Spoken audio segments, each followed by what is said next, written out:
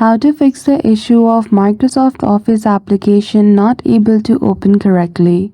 Hello everyone, welcome back to our channel, and today we are back again with a new video.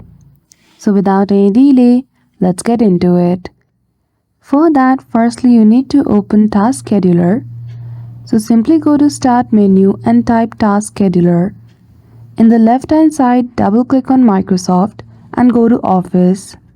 Then after, in the middle, click on Office Automatic Update and choose the option of Run.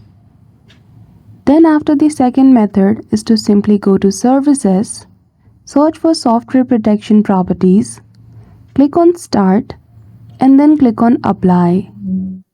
So that's it.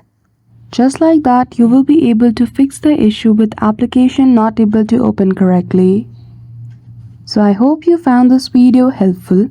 If you did, don't forget to give it a thumbs up and subscribe to our channel for such tutorial. Thank you for watching till the end.